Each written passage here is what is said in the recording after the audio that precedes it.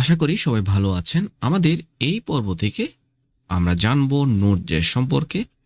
তো আজকে আমরা যেটা জানবো সেটি হচ্ছে ইন্ট্রোডাকশন টু নোড.জেএস।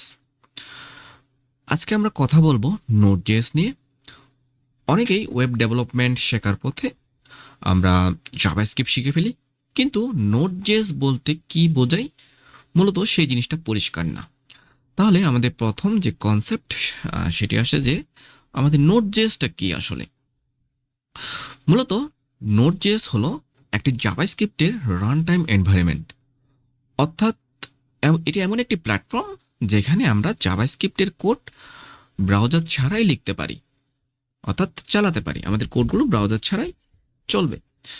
তো আমরা সাধারণত জানি যে জাভাস্ক্রিপ্ট হলো একটি ব্রাউজার বেসড ভাষা। যেমন আমরা গুগল ক্রোম বলেন, ফায়ারফক্স ইত্যাদি ব্রাউজার, যেগুলো ব্রাউজার রয়েছে সেই ব্রাউজারে মূলত কোডগুলো চলে। কিন্তু নোড.জেএস এর মাধ্যমে আমরা এই জাভাস্ক্রিপ্টকে ব্যবহার করে সার্ভার তৈরি করে ফেলতে পারি, ফাইল সিস্টেমের কাজ করতে পারি, এমনকি আমরা পুরোপুরি একটা ব্যাকএন্ড অ্যাপ্লিকেশন তৈরি করে ফেলতে পারি কোনো ব্রাউজার ছাড়াই। তো এই যে নোড.জেএস, এই নোড.জেএসটা কে তৈরি করেছেন? মূলত আমাদের নোড.জেএস শেখার আগে এই নোড.জেএস কোথা থেকে এসেছে, কে তৈরি করেছে, এই জিনিসটাও আমাদেরকে বেসিকভাবে জানতে হবে। তো এই যে নোড.জেএস, এই নোড.জেএস তৈরি করেছেন রায়ান ডাল নামে একজন সফটওয়্যার ইঞ্জিনিয়ার, এবং এটি প্রথম রিলিজ হয় 2009 সালের দিকে। আর এই যে নোড.জেএস এর মূল শক্তি হলো এটি তৈরি করা হয়েছে আমাদের এই যে গুগলের V8 জাভাস্ক্রিপ্ট ইঞ্জিন ব্যবহার করে, যেটি মূলত গুগল ক্রোমে ব্যবহৃত হয়। তো এই ইঞ্জিনটি খুবই ফাস্ট, কারণ এটি জাভাস্ক্রিপ্টকে সরাসরি মেশিন কোডে রূপান্তর করে। তো এবার আসি নোড.জেএস দিয়ে কি করা যায়। নোড.জেএস দিয়ে আপনি যে কাজগুলো করতে পারবেন, প্রথমত হচ্ছে আমরা সার্ভার তৈরি করতে পারি, যেমন ওয়েব সার্ভার। এরপর হচ্ছে আমরা এপিআই তৈরি করতে পারি, আমরা ফাইল তৈরি করতে পারি, লিখতে পারি, আমরা পড়তে পারি, সেটিকে আবার ডিলিট করতে পারি। রিয়েল টাইম চ্যাট অ্যাপ্লিকেশনও তৈরি করতে পারি, যেমন চ্যাট অ্যাপ, মেসেঞ্জার অ্যাপ, এই জিনিসগুলো আমরা তৈরি করে ফেলতে পারি। সিএলআই টুল, আমরা কমান্ড লাইন ইন্টারফেস, সেই জিনিসটা আমরা এখানে ব্যবহার করতে পারি। এবং সর্বশেষ ডাটাবেজের সাথেও আমরা সংযোগ করে খুব সুন্দরভাবে কাজ করতে পারি। এছাড়া আরও অনেক কাজ এই নোড.জেএস দিয়ে করা যায়।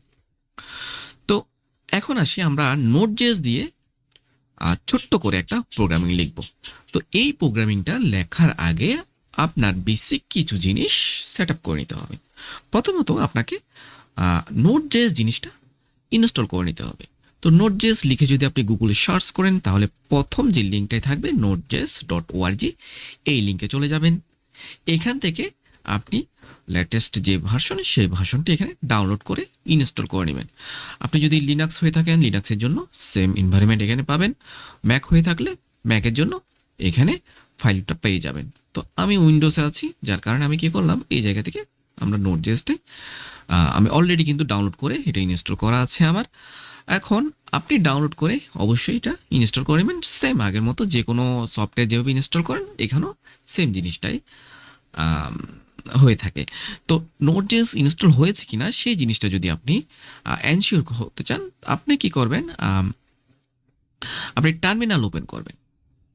আপনি টার্মিনাল ওপেন করবে, এখানে লিখবেন যে নোড দিয়ে -v যদি লিখেন, তাহলে কিন্তু এই যে নোড.জেএস এর যে ভার্সন, সেই ভার্সনটা আপনি এখানে দেখতে পাবেন।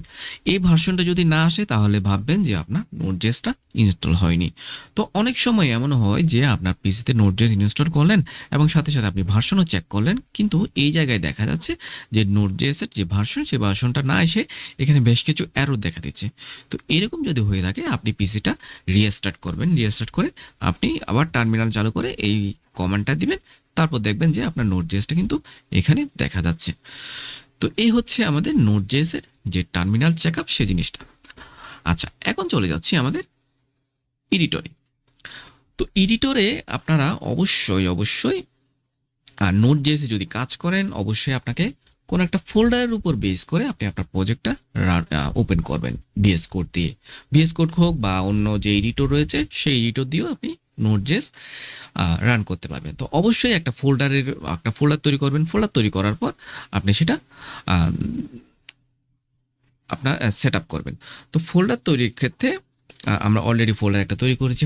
আমার ফোল্ডারের নাম ছিল হচ্ছে এডিটর। এই যে এডিটরের ভেতরে index.js নামক একটা ফাইল আমাদের এখানে আমি এখানে তৈরি করলাম। একদম খালি একটা ফাইল আমি তৈরি করলাম। সো এখানে নোড.js দিয়ে যদি আমরা একদম ছোট্ট করে একটা প্রোগ্রামিং লিখি, জাস্ট এখানে লক করলাম, এখানে বলে দিলাম হ্যালো নোড.js,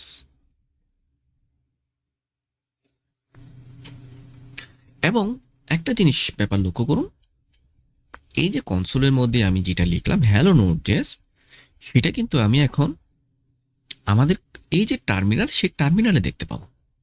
শুধুমাত্র নোড.js ইনস্টল থাকার কারণে আমরা সেই জিনিসটা টার্মিনালে দেখতে পাবো। আপনি যদি নোড.js ইনস্টল না করেন তাহলে সেটা টার্মিনালে দেখতে পাবেন না, আপনাকে ব্রাউজার দিয়ে দেখতে হবে। তো এটা আমি ফাইলটা সেভ করলাম। সেভ করার পর টার্মিনালে রান করার জন্য অবশ্যই আপনাকে লিখতে হবে নোড, এটি অবশ্যই লিখতে হবে। এরপর আমাদেরকে কি দিতে হবে, আমাদের ফাইলের নামটা দিতে হবে। আমাদের ফাইলের নাম রয়েছে index.js। আমি এখানে বলে দিলাম যে index.js, এবং এন্টার দেওয়ার সাথে সাথে কিন্তু আমরা দেখতে পাচ্ছি যে হ্যালো নোড.jsটা এখানে চলে এসেছে, যে জিনিসটা আমরা কনসোলে দেখার জন্য এখানে আবেদন করেছিলাম। আমি এটা আবেদন করেছিলাম যে কনসোলের মধ্যে হ্যালো নোড.jsটা দেখাও, এবং এখানে সেই জিনিসটা আমরা পাচ্ছি। সেমভাবে আমি এখানে যদি বলি নোড.js 1 2 3, সেভ করলাম। আবারও সেম কমান্ডটা যদি দিতে চাই, আপনি লিখতে পারেন নোট index.js, কিন্তু আপনি বারবার লিখবেন না, আমরা বারবার লিখবো না। আপনি একটা কাজ করতে পারেন, আপনার কিবোর্ডে অ্যারো আপ যদি আপনি চাপ মারেন, তাহলে কিন্তু আপনি আগে যে কমান্ডগুলো দিয়েছেন সেই কমান্ডগুলো এখানে চলে আসবে। দেখেন আমি আবার ডাউন করলাম, আপ করলাম, আপ করার সাথে সাথে ওই আগের কমান্ডটাই কিন্তু এখানে চলে এসেছে, এবং এন্টার দেওয়ার সাথে সাথে আমরা এখন পেয়ে যাচ্ছি যে হ্যালো নোড.js 1 2 3। তো এইভাবে আমরা কমান্ড লাইনে নোড.js এর যে ফিচার, সেই ফিচারটা বেসিক যে ফিচার, সেই জিনিসটা আমরা কিন্তু এখানে পেয়ে গেছি। তো এটা দ্বারা প্রমাণিত হয় যে নোড.js আমাদের জাভাস্ক্রিপ্টের কোড ব্রাউজার ছাড়াও কিন্তু আমরা চালাতে পারি। অবশ্যই আমরা কিন্তু চলছে, আমরা অলরেডি দেখতে পাচ্ছি, আমরা কনসোল জিনিসটা আমরা টার্মিনালে দেখতে পাচ্ছি। আচ্ছা, তো এবার আসি আমাদের যে নোড.js। তো আমাদের এই যে নোড.js, এই নোড.js, তো এবার আসি যে আমাদের যে নোড.js, সেই নোড.jsটা কেন এত জনপ্রিয়, সে ব্যাপারটা যদি আমরা জানতে চাই, প্রথমে আমরা যেটা পাচ্ছি অ্যাসিঙ্ক্রোনাস। এর মানে হচ্ছে একসাথে একাধিক কাজ করতে পারবেন, একসাথে একাধিক কাজ আপনি করতে পারবেন। এরপর হচ্ছে আমরা নন ব্লকিং, যেটাকে আমরা নন ব্লকিং, অর্থাৎ কোনো কাজ করলে অর্থাৎ আপনি একটা কাজ করছেন, এর জন্য অন্য কাজ কিন্তু আটকে থাকে না। ধরেন আপনার 2-3টা প্রসেস চলছে, একটা প্রসেসের জন্য অন্য কাজগুলো কিন্তু আটকে থাকবে না, এটাকে বলে হচ্ছে নন ব্লকিং। তো এরপরে যেটা আমাদের খুবই গুরুত্বপূর্ণ, সেটা হচ্ছে লাইট ওয়েট এবং ফাস্ট। V8 ইঞ্জিন ব্যবহার করে বলে এটি কিন্তু খুবই দ্রুত কাজ করে। আর জাভাস্ক্রিপ্টের যে ব্যাকএন্ড, সেটি কিন্তু আমরা নোড.js দিয়ে করে থাকি, যার কারণে এই যে জাভাস্ক্রিপ্ট যদি আমরা শিখে ফেলি, আমরা ফ্রন্ট এন্ড এবং ব্যাক এন্ড দুইটাই কিন্তু একটা প্রোগ্রামিং ল্যাঙ্গুয়েজ দিয়ে হয়ে যায়। তো এই যে আমরা ফ্রন্ট এন্ডও কিন্তু জাভাস্ক্রিপ্ট ব্যবহার করব, আবার ব্যাক এন্ডও জাভাস্ক্রিপ্ট ব্যবহার করব, অর্থাৎ নোড.js কিন্তু সম্পূর্ণটাই জাভাস্ক্রিপ্টের উপর বেস করে করা। তো এই যে শেষ কথা হচ্ছে, আপনি নোড.js এমন একটা টেকনোলজি, যেখানে আপনি যেটা যদি আপনি শিখে ফেলেন, তাহলে শুধু ফ্রন্ট এন্ড না, আপনার ব্যাক এন্ড অ্যাপ্লিকেশনও করতে পারবেন ঠিক একটাই ল্যাঙ্গুয়েজ দিয়ে, সেটা হচ্ছে জাভাস্ক্রিপ্ট। তো আমাদের এই মডিউলে নোড.js এর বেসিক থেকে শুরু করে অ্যাডভান্স লেভেলের সমস্ত টপিকগুলো আমরা এক এক করে কভার করব। অবশ্যই সব এই মডিউলের প্রতিটা ভিডিও প্র্যাকটিস করবেন। বারবার প্র্যাকটিস করার সাথে সাথে আপনাদের জিনিসগুলো কিন্তু খোলাসা হয়ে যাবে, এবং সব কিছু কিন্তু দারুণভাবে বুঝতে পারবেন। তো আজকের ভিডিও এতটুকুই, ধন্যবাদ সবাইকে।